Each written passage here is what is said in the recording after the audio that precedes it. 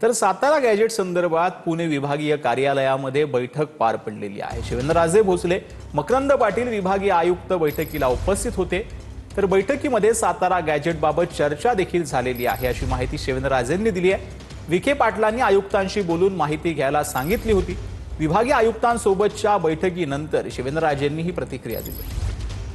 कुठलीही अधिकृत बैठक या ठिकाणी सातारा गॅजेट किंवा उपसमितीची वगैरे इथं झालेली नाही। पहिलं तर उपसमितीची बैठक घ्यायचे अधिकार हे अध्यक्षांकडे आहेत। चेअरमन म्हणजे आमचे जे विखे पाटील साहेब आहेत। 4 दिवसांमध्ये रिपोर्ट आयुक्तांनी पाठवावा म्हणून विखे पाटील साहेबांनी त्यांना सांगितलं होतं। त्या बाबतीमध्ये नेमकी इथं कार्यवाही काय झाली आहे पुणे विभागाच्या स्तरावर एवढी फक्त माहिती आम्ही अनऑफिशियली किंवा चर्चेतनं घेतली। काय माहिती घेतली? माहिती काय कळेल ना तुम्हाला।